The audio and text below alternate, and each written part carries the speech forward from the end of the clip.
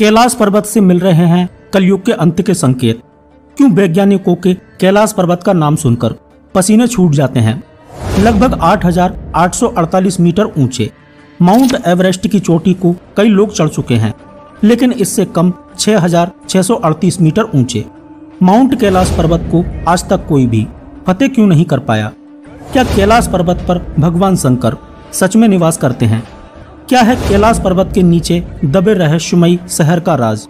क्यों स्कंद पुराण, मत्स्य पुराण और शिव पुराण में कैलाश पर्वत को लेकर अलग से खंड दिया गया है? क्या कैलाश पर्वत पर अलौकिक शक्तियों का वास है? क्यों सभी नदियों का उद्गम कैलाश पर्वत से हुआ है? क्या कैलाश पर्वत पर एलियंस रहते हैं?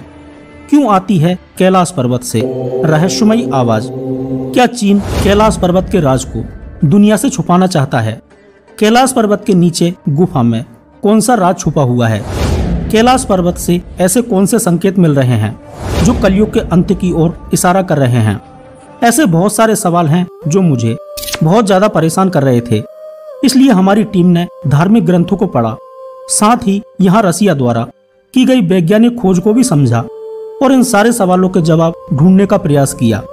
जब आप कैलाश पर्वत के इन रहस्यों को जानोगे तो आपके रोंगटे खड़े हो जाएंगे, क्योंकि इस पर्वत में इतनी सारी खूबियां और रहस्य छुपे हुए हैं जिसके आगे दुनिया के 7 अजूबे भी फीके पड़ जाते हैं। वीडियो बहुत ही ज्यादा इंटरेस्टिंग होने वाली है, इसलिए चैनल पर न्यू आए हैं तो प्लीज चैनल को सब्सक्राइब करके साथ में घंटी वाला बेल आइकन जरूर दबा दें, तभी आपको न्यू वीडियो का नोटिफिकेशन मिल पाएगा। और भोलेनाथ के सच्चे भक्त अगर इच्छा हो तो कोई जबरदस्ती नहीं है। कमेंट सेक्शन में हर हर महादेव जरूर लिख देना।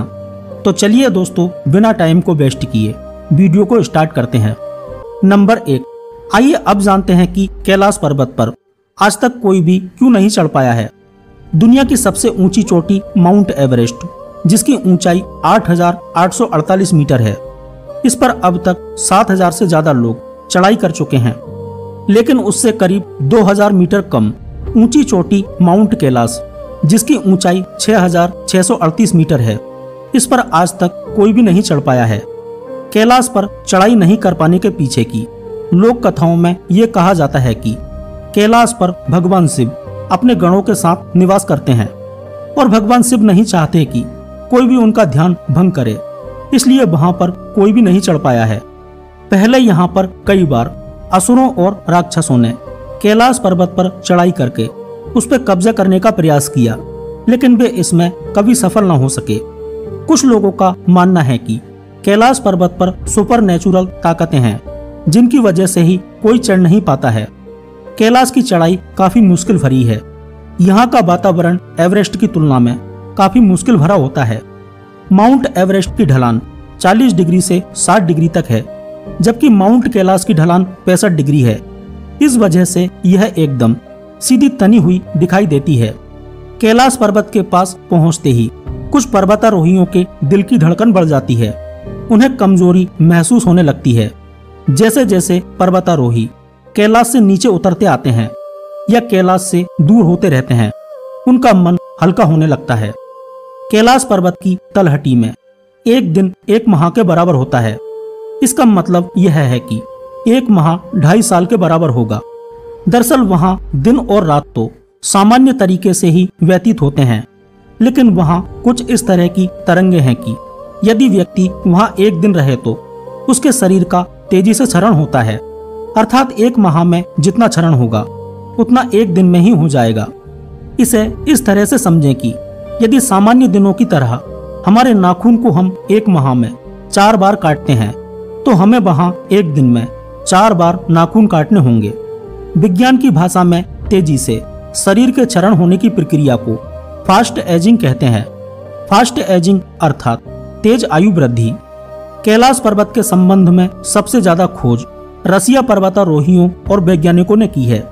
एक समय था जबकि साल के 12 महीने रूसी खोजियों के कैंप कैलाश पर्वत के क्षेत्र में लगे रहते थे।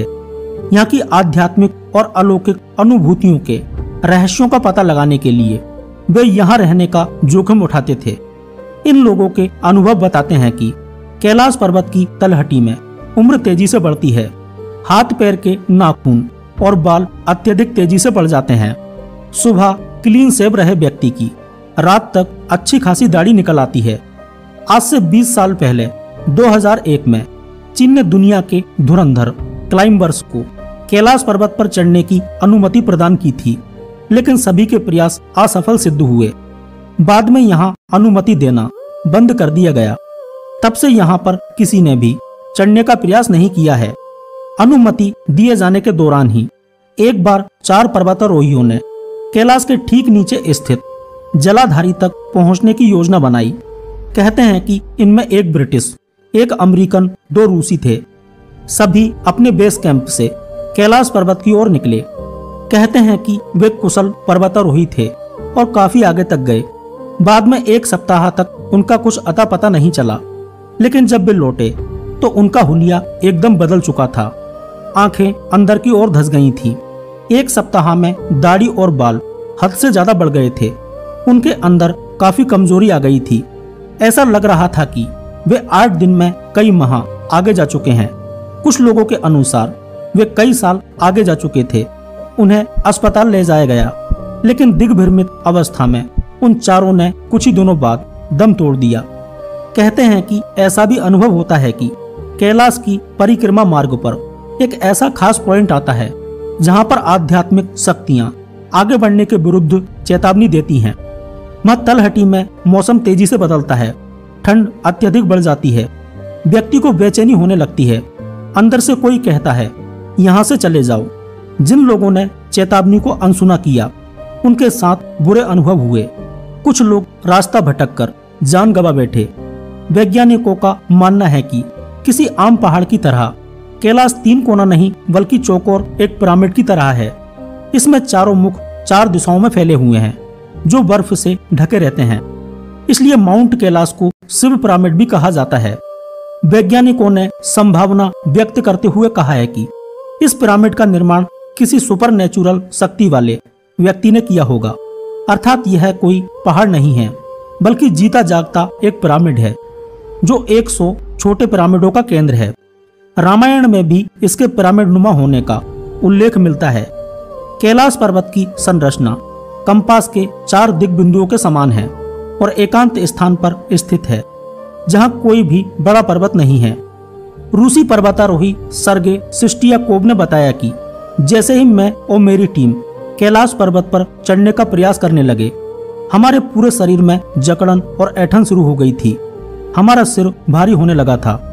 इसकी वजह माउंट कैलाश पर अति सक्रिय मैग्नेटिक फील्ड का होना बताया जाता है। जैसे जैसे माउंट कैलाश से वे नीचे उतरने लगे और कैलाश से उनकी दूरी बढ़ने लगी, उन पर मैग्नेटिक फील्ड का असर भी कम होने लगा। कुछ पर्वतारोहियों ने माउंट कैलाश पर दिशा भ्रम होने की बात कही है। इसकी वजह भी अति सक्रिय मैग्नेटिक फील्ड का होना है, जिसकी वजह से न सिर्फ दिमाग पर असर पड़ता है बल्कि कंपास भी ठीक से काम नहीं कर पाता और ऐसा लगता है जैसे कैलाश पर्वत कभी दाईं ओर, कभी बाईं ओर, कभी ऊपर तो कभी नीचे होता है। संभावना है कि माउंट कैलाश काफी ज्यादा रेडियो एक्टिव और वहाँ मैग्नेटिक फील्ड बहुत ज्यादा होने की वजह से ही यहाँ नाखून व बाल तेजी से बढ़ते हैं और व्यक्ति का शरीर भी तेजी से बूढ़ा होने लगता है। माउंट कैलाश को भारत, तिब्बत और दुनिया के तमाम देशों के लोग पवित्र स्थान मानते हैं। इसलिए चीन ने कैलाश पर्वत पर चढ़ाई करने पर पूरी तरह से रोक लगा दी है। कहा जाता है कि 20 के दशक में वर्ष 1928 में बौद्ध भिक्षु मिलारेपा कैलाश की चढ़ाई को पूरा करने में सफल हो गए थे। वह इस रहस्यमय पर्वत पर चढ़ाई करके जिंदा वापस लौटने वाले दुनिया के पहले व अभी तक एकमात्र इंसान हैं। उन्होंने कैलाश पर्वत पर जो कुछ देखा वो हैरान करने वाला था। हालांकि उन्होंने दुनिया के सामने इस बारे में कभी कुछ ज्यादा नहीं बताया, क्योंकि कैलाश पर्वत की भव्यता का वर्णन शब्दों में कर पाना असंभव है, क्योंकि यहाँ स्वयं देवों के देव महादेव निवास करते हैं। कई लोग मानते हैं कि उन्होंने बस इतना बोला था कि कैलाश पर्वत पर कोई मत चढ़ो, वहाँ भगवान शिव हैं, उन्हें डिस्टर्ब मत करो। हालांकि इसमें कितनी सच्चाई है हमें नहीं पता। नंबर 2, धरती के एक ओर उत्तरी ध्रुव है तो दूसरी ओर दक्षिणी ध्रुव। दोनों के बीचों बीच हिमालय स्थित है और हिमालय के बीच कैलाश पर्वत स्थित है। इस प्रकार कैलाश पर्वत और मानसरोवर को धरती का केंद्र माना जाता है। मानसरोवर वह पवित्र जगह है जिसे शिव का धाम माना जाता है। वैज्ञानिकों के अनुसार यह धरती का केंद्र है। यह एक ऐसा भी केंद्र है जिसे एक्सिस मुंडी कहा जाता है। एक्सिस मुंडी अर्थात दुनिया की नाभि या आकाशीय ध्रुव और भौगोलिक ध्रुव का केंद्र है। यह आकाश और पृथ्वी के बीच संबंध का एक बिंदु है जहां 10 दिशाएं मिल जाती हैं। रसिया के वैज्ञानिकों के अनुसार एक्सिस मुंडी वह स्थान है जहां अलौकिक शक्ति का प्रभाव होता है और आप उन शक्तियों के साथ संपर्क भी कर सकते हैं। ऐसा माना जाता है कि कैलाश पर्वत के ऊपर स्वर्ग लोक है तो नीचे की ओर मृत्यु लोक है। वैज्ञानिक मानते हैं कि भारतीय उपमहाद्वीप के चारों ओर पहले समुद्र होता था। इसके रसिया से टकराने से हिमालय का निर्माण हुआ। यह घटना अनुमानतः 10 करोड़ वर्ष पूर्व घटी थी। पौराणिक कथाओं के अनुसार कैलाश पर्वत प्राचीन मेरू पर्वत है। ध्यान से देखने पर यह पर्वत शिवलिंग के आकार का लगता है जो पूरे साल बर्फ की चादर ओढ़े रहता है। कई देशों ने इसके ऊपर हेलीकॉप्टर से जाने की कोशिश भी की थी, लेकिन जैसे ही यह लोग कैलाश पर्वत की ओर बढ़ने लगे, हेलीकॉप्टर के सारे यंत्र ने काम करना बंद कर दिया। इसलिए वैज्ञानिक वहां से डरकर भाग गए और अपनी खोज को यहीं पर बंद कर दिया, क्योंकि वैज्ञानिक भी मान चुके थे कि जरूर कैलाश पर्वत के ऊपर किसी अलौकिक शक्ति का वास है। वैज्ञानिक यह भी बताते हैं कि कैलाश पर्वत एक जगह स्थायी नहीं रहता है, बल्कि इसका स्थान बदलते रहता है। यह पर्वत अपने स्थान पर घूमता भी रहता है, इसलिए यहाँ जाने वाले लोगों को दिशा का भ्रम होने लगता है। साथ ही यहाँ दिशा बताने वाला कोई भी यंत्र काम नहीं करता है। इसी सवाल का जवाब ढूंढने के लिए 2015 से 16 के बीच अमेरिकी अंतरिक्ष एजेंसी नासा ने गूगल अर्थ और सैटेलाइट की मदद से कैलाश पर रिसर्च शुरू की। बता दें, गूगल अर्थ के जरिए जो फुटेज सामने आई उसने नासा और गूगल के भी होश उड़ाकर रख दिए थे। जी हाँ दोस्तों, उन्होंने सैटेलाइट की मदद से जब कैलाश पर्वत की तस्वीरों को देखा तो वहां पर कोई और नहीं बल्कि खुद भगवान शिव ध्यान मुद्रा में बैठे हुए थे। वैसे यह सुनने में आपको थोड़ा हैरान कर देने वाला लग रहा होगा, लेकिन यह सच है। उन तस्वीरों में साफ रूप से देखा जा रहा है कि भगवान शिव किस तरह से कैलाश पर्वत पर ध्यान में लीन है। नंबर 3, कहते हैं कि इस पर्वत के नीचे सैकड़ों मील लंबी एक गुफा भी है। कहा जाता है कि प्राचीन समय में वहां पर कई योगियों ने समाधि ली थी और योग का अभ्यास किया था। इस गुफा में 100 मीटर की गहराई में जाने पर कई हड्डियां पड़ी हुई पाई गई थी। गुफा के द्वार पर जाने पर एक मधुर सा संगीत सुनाई देता है, जिसकी आवाज धीरे धीरे बढ़ती चली जाती है। जब इसके थोड़ा सा अंदर जाते हैं तो डमरू, तबला, सींग का युद्ध जैसी कई आवाजें आती हैं। इस गुफा के अंदर जाने पर ऑक्सीजन का स्तर घटने लगता है और एक अजीब सी सुगंध आती है। साथ ही शरीर में कंपन होने लगता है। जैसे जैसे अंदर बढ़ते जाते हैं तापमान भी बढ़ता जाता है और एक बिंदु तक पहुंचने के बाद तापमान असहनीय हो जाता है, जिसकी वजह से कोई भी इसके और अंदर तक नहीं जा सकता। इसके अंदर सभी इंद्रियां असामान्य रूप से काम करना शुरू कर देती हैं। भारहीनता जैसी अनुभूति होती है, मानो गुरुत्वाकर्षण काम करना बंद कर चुका हो। वैज्ञानिकों ने इसके अंदर रोबोट आदि भेजने का प्रयास किया, लेकिन बहुत अधिक गर्मी और मैग्नेटिक फील्ड के कारण किसी भी यंत्र ने काम नहीं किया। इसलिए इस राज को हमेशा के लिए एक पत्थर के दरवाजे से बंद कर दिया गया। शिव महापुराण में बताया गया है कि इस गुफा में केवल भगवान शिव ही जा सकते हैं, उनके अलावा कोई भी इस गुफा में नहीं जा सकता। यहाँ पर भगवान शिव पुराने समय में ध्यान किया करते थे। नंबर 4, कैलाश पर्वत के पास में 2 मुख्य झीलें हैं, जिनमें से एक का नाम मानसरोवर झील तथा दूसरे का नाम राक्षस झील है। दोनों एक दूसरे के बहुत निकट स्थित हैं और एक धारा के द्वारा जुड़ी हुई हैं, जिससे दोनों का पानी एक दूसरे में आता जाता रहता है। लेकिन हैरानी की बात यह है कि मानसरोवर झील का पानी मीठा है और राक्षस झील का पानी खारा है। इतनी ऊंचाई पर मीठे पानी की झील होना किसी आश्चर्य से कम नहीं है। इतनी ऊंचाई पर स्थित मीठे पानी की यह दुनिया की सबसे पहली झील है। क्योंकि यहाँ तिब्बत के पंडाल के आसपास सभी खारे पानी की झीलें हैं। संस्कृत शब्द मानसरोवर मानस तथा सरोवर को मिलकर बना है, जिसका शाब्दिक अर्थ होता है मन का सरोवर। मानसरोवर पहाड़ों से घिरी झील है जो पुराणों में क्षीर सागर के नाम से वर्णित है। क्षीर सागर कैलाश पर्वत से 40 किलोमीटर की दूरी पर स्थित है। वह इसी में शेषैया पर भगवान विष्णु व माता लक्ष्मी विराजित हो पूरे संसार को संचालित कर रहे हैं। ये क्षीर सागर भगवान विष्णु का अस्थायी निवास है, जबकि हिंद महासागर स्थायी। माना जाता है कि मानसरोवर झील की उत्पत्ति ब्रह्मा जी के मन से हुई है।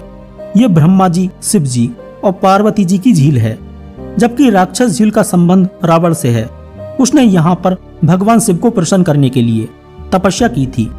मानसरोवर झील का आकार सूर्य के समान है, जो रोशनी एवं सकारात्मक ऊर्जा को प्रदर्शित करती है, जबकि राक्षस झील का आकार अर्धचंद्राकार है, जो अंधेरे और नकारात्मक ऊर्जा को प्रदर्शित करती है। राक्षस झील के अंदर किसी भी प्रकार के जलीय जीव नहीं है और इसके आसपास वनस्पति भी नहीं है। कोई भी पक्षी इसके आसपास दिखाई नहीं देता है और शांत मौसम में भी इसका पानी हिलता रहता है और इसके आसपास का मौसम भी भयानक सा लगता है।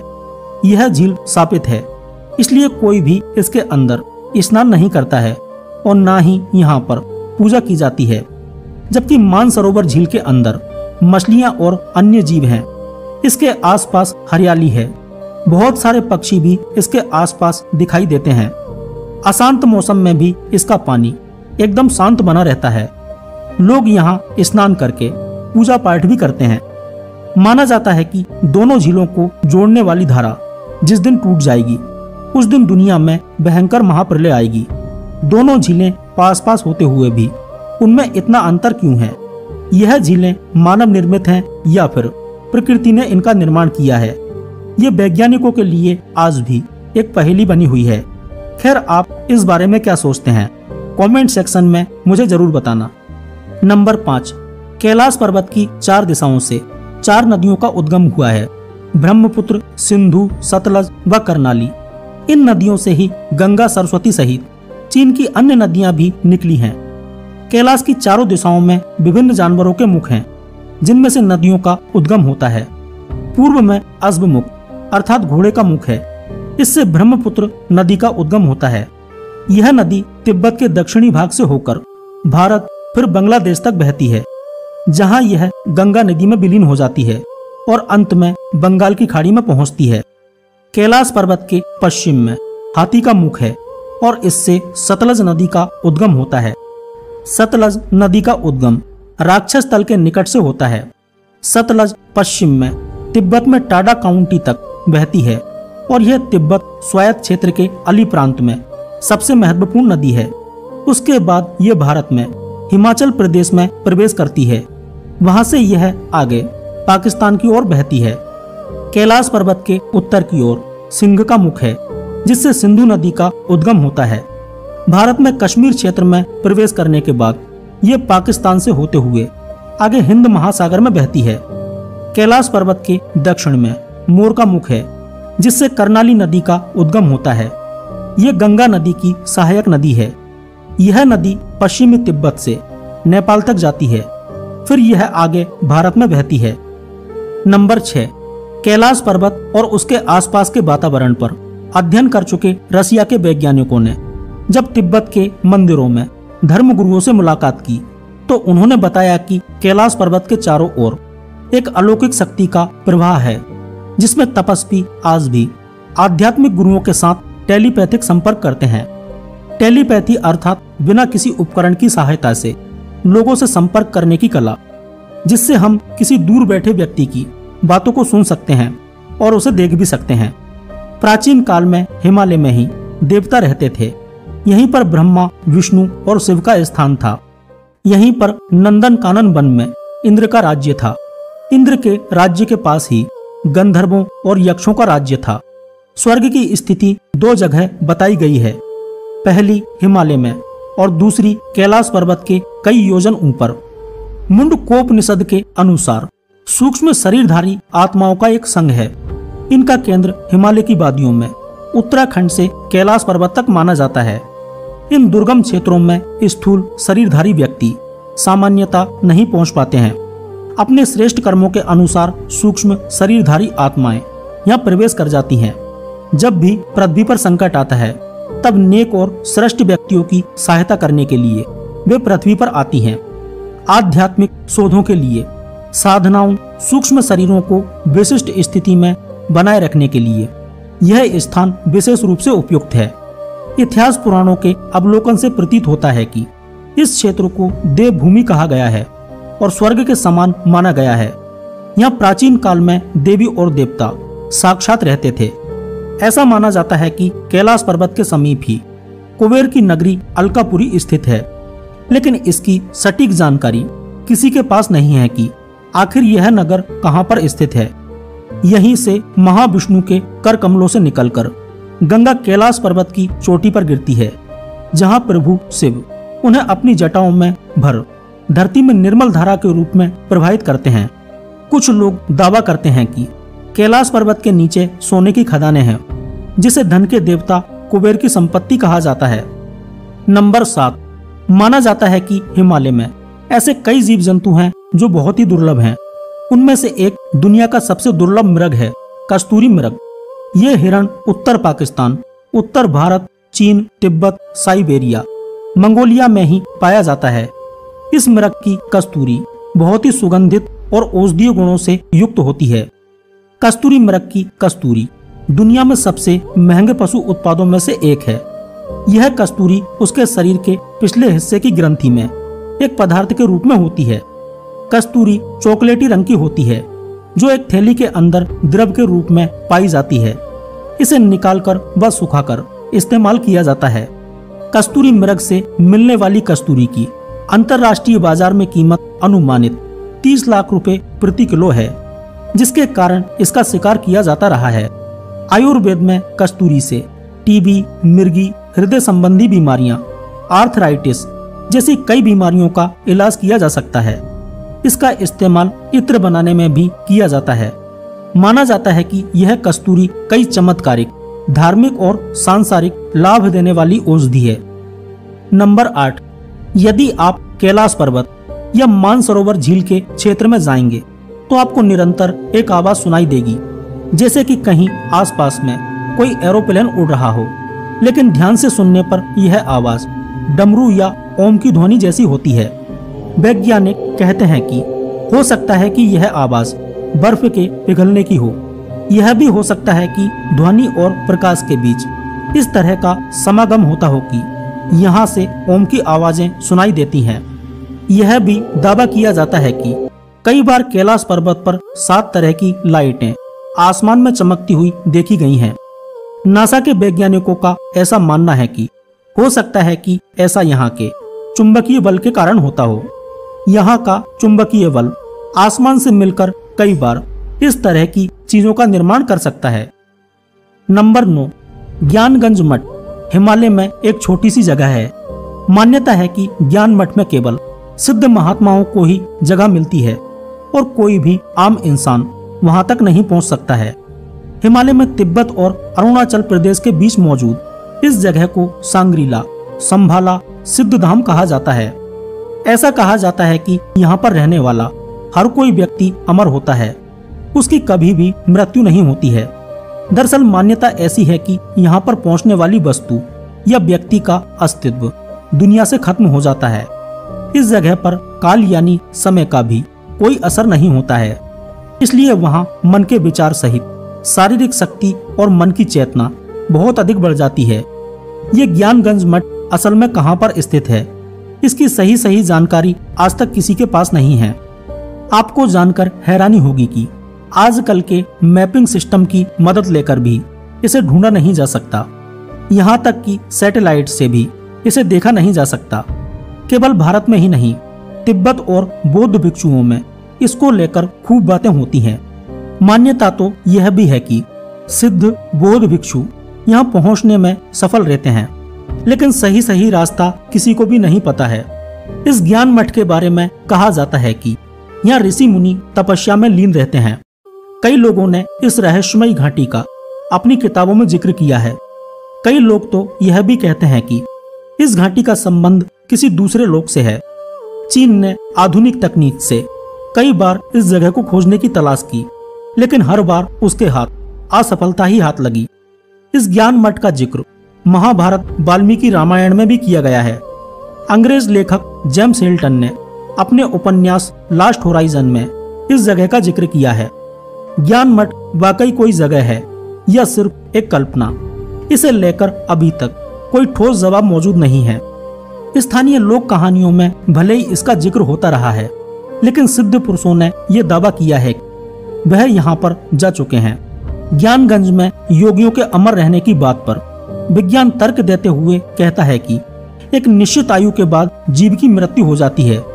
अगर बॉडी में लगातार नए सेल्स बनते रहते हैं और किसी तरह से ऑर्गन्स को लंबे समय तक स्वस्थ बनाए रखें, तो इंसान भी 1000 साल से ज्यादा जी सकता है। न केवल साइंस बल्कि आयुर्वेद में भी ऐसा ही कुछ कहा गया है। ज्ञानगंज मठ में रहने वाले ऋषि योग विद्या में पारंगत होते हैं और इसी के सहारे वे अपनी भावनाओं को कंट्रोल कर सकते हैं। इंसान ऐसा नहीं कर सकता। इंसान का किसी भी चीज पर कोई कंट्रोल नहीं है और न ही मौत पर उसका कोई वश चलता है। लोगों का यह भी मानना है कि यह जगह किसी खास धर्म से संबंधित नहीं है। यहाँ तक वही पहुँच पाएगा जो किसी तरह से खुद को यहाँ के लायक बना लेगा। यदि हम बौद्ध धर्म की बात करें तो बुद्धिस्ट ऐसा मानते हैं कि भगवान बुद्ध ने अपने आखिरी दिनों में काल चक्र के बारे में ज्ञान प्राप्त कर लिया था। उन्होंने कई लोगों को इसके बारे में बताया भी था। इनमें से एक थे राजा सुचंद्र। राजा जब इस ज्ञान को प्राप्त कर वापस अपने राज्य में आए, तभी से तिब्बत में उस स्थान को संभाला कहा जाने लगा। संभाला का मतलब है खुशियों का स्रोत। बौद्धों का मानना है कि संभाला दुनिया की गुप्त आध्यात्मिक शिक्षाओं की रक्षा करती है। इस पौराणिक भूमि तक पहुंचने के निर्देश कुछ पुराने बौद्ध धर्म ग्रंथों में दिए गए हैं, हालांकि निर्देश अस्पष्ट हैं।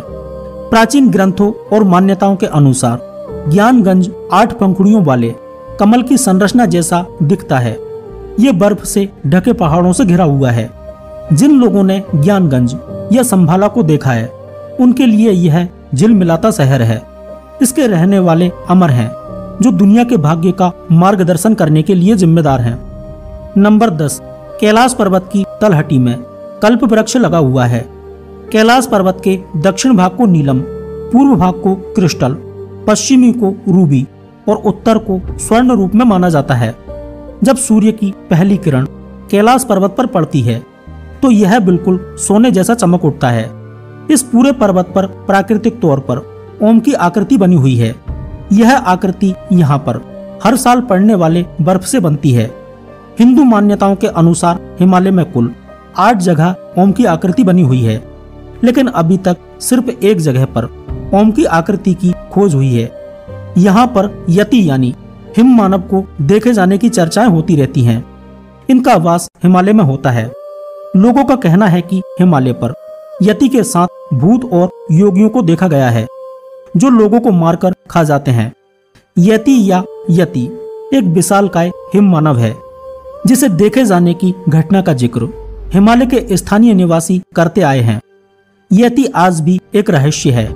कोई इसे भूरा भालू कहता है, कोई जंगली मानव तो कोई हिम मानव। कुछ वैज्ञानिक इसे निंडरथल मानव मानते हैं। ये आमतौर पर तिब्बत के हिमालय वाले क्षेत्र में पाया जाता है। विश्व भर में करीब 30 से ज्यादा वैज्ञानिकों ने दावा किया है कि हिमालय के बर्फीले इलाकों में हिम मानव मौजूद है। हिमालय में मोलेबका गांव में सेल फोन केवल कुछ ऊंची पहाड़ी पर ही काम करता है।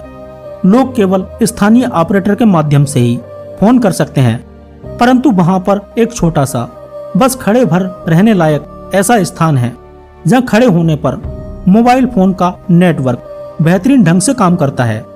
इस क्षेत्र में कई प्रयोगों के दौरान पाया गया कि इलेक्ट्रॉनिक उपकरण अचानक काम करना बंद कर देते हैं। कई पर्यटकों की इलेक्ट्रॉनिक घड़ियां अचानक बंद हो जाती हैं। कई बार तो घड़ियों के समय में बदलाव की घटनाएं भी सामने आई हैं। इलाके के रहस्यों को सुलझाने के लिए गए कई वैज्ञानिकों ने स्वीकार किया है कि उनको हर समय लगता है कि कोई उन पर हर समय निगाहें रखे हुए है। नारीलता नामक पौधे भारत में हिमालय क्षेत्र में पाया जाता है। इसका फूल 20 साल में एक बार खिलता है। यह फूल एक निर्वस्त्र स्त्री के आकार का होता है। यह एक बहुत ही आश्चर्यजनक और दुर्लभ घटना है। इसी तरह एक फूल हनुमान जी के मुख के समान होता है। हिमालय में ऐसे कई पेड़ पौधे हैं जो एक स्थान से दूसरे स्थान पर पहुंच जाते हैं। विश्व भर के वैज्ञानिक मानते हैं कि धरती पर कुछ जगहों पर छुपकर रहते हैं दूसरे ग्रह के लोग। उन्हीं जगहों में से एक है हिमालय। भारतीय सेना और वैज्ञानिक इस बात को स्वीकार नहीं करते हैं, लेकिन वे इसे अस्वीकार भी नहीं करते हैं। एक सूचित घटना में 15 फरवरी दोपहर तकरीबन 2:18 पर भारत चीन सीमा से करीब 0.25 किलोमीटर दूर एक छोटे क्षेत्र में मैदान से करीब 500 मीटर ऊपर चमकदार सफेद रोशनी नजर आई और 8 भारतीय कमांडो, एक कुत्ते, 3 पहाड़ी बकरियों और एक बर्फीले तेंदुए को भारी बादलों में ले जाने से पहले गायब हो गई। बाद में 6 कमांडो को गोवा के एक स्विमिंग पूल से बचाया गया। 2 लापता हैं। बचे हुए लोगों को यह घटना याद नहीं है। इस घटना का गवाह एक स्थानीय किसान बना जो सीमा के नजदीक भेड़ चरा रहा था। नंबर 11, आपने भगवान शंकर का चित्र या मूर्ति देखी होगी। शिव की जटाएं हैं। उन जटाओं में एक अर्धचंद्र चिन्ह होता है जो कई धर्मों का प्रतीक चिन्ह है। उनके मस्तक पर तीसरी आंख है। वे गले में सर्प और रुद्राक्ष की माला लपेटे रहते हैं। उनके एक हाथ में डमरू तो दूसरे हाथ में त्रिशूल है। उनके कंधे पर धनुष और बाण है। एक समय पहले उनके हाथ में सुदर्शन चक्र भी होता था, क्योंकि उसका निर्माण स्वयं भगवान शंकर ने किया था। शिव ने अपने मस्तिष्क पर त्रिपुंड तिलक धारण कर रखा है। वे कानों में कुंडल, जटा से निकलती गंगा की धारा और संपूर्ण देह पर भस्म धारण किए हुए रहते हैं। उनके शरीर के निचले हिस्से को वे व्याघ्र चर्म से लपेटे रहते हैं। वे वृषभ की सवारी करते हैं और कैलाश पर्वत पर ध्यान लगाए बैठे रहते हैं। उनका विग्रह रूप शिवलिंग है। कभी आपने सोचा है कि इन सब प्रतीकों के पीछे क्या रहस्य है? शिव की वेशभूषा ऐसी है कि प्रत्येक धर्म के लोग उनमें अपने प्रतीक ढूंढ सकते हैं। ब्रह्मा और इंद्र के काल में देवताओं की दैत्यों से प्रतिस्पर्धा चलती रहती थी। ऐसे में जब भी देवताओं पर घोर संकट आता था तो वे सभी देवाधिदेव महादेव के पास जाते थे। दैत्यों, राक्षसों सहित देवताओं ने शिव को कई बार चुनौती दी, लेकिन वे सभी परास्त होकर शिव के समक्ष झुक गए। इसलिए शिव हैं देवों के देव महादेव। वे दैत्यों, दानवों और भूतों के भी प्रिय भगवान हैं। भगवान शिव को पूजने वालों में देवों के साथ साथ असुर, दानव, राक्षस, पिशाच, गंधर्व, यक्ष आदि सभी हैं। वे रावण को भी वरदान देते हैं और राम को भी। राक्षस हो, देवता हो या फिर कोई सामान्य इंसान, शिव ने कभी अपने भक्तों के साथ भेदभाव नहीं किया। अगर कोई सच्चे मन से उन्हें याद करता है तो वे बड़ी आसानी से उसे अपना बना लेते हैं और उसकी हर मनोकामना पूर्ण करते हैं। उन्होंने भस्मासुर, शुक्राचार्य, रावण आदि कई असुरों को उन्होंने वरदान दिया था। शिव का महत्व जितना वाम मार्ग है उतना ही दक्षिणा मार्ग भी है। शिव के बगैर मोक्ष की कामना असंभव है। भगवान शिव की सुरक्षा और उनके आदेश को मानने के लिए उनके गण सदैव तत्पर रहते हैं। उनके गणों में भैरव को सबसे प्रमुख माना जाता है। उसके बाद नंदी का नंबर आता है, फिर वीरभद्र। जहाँ भी शिव मंदिर स्थापित होता है वहाँ रक्षक के रूप में भैरव जी की प्रतिमा भी स्थापित की जाती है। भैरव 2 हैं, काल भैरव और बटुक भैरव। दूसरी ओर वीरभद्र शिव का एक बहादुर गण था, जिसने शिव के आदेश पर दक्ष प्रजापति का सर धड़ से अलग कर दिया था।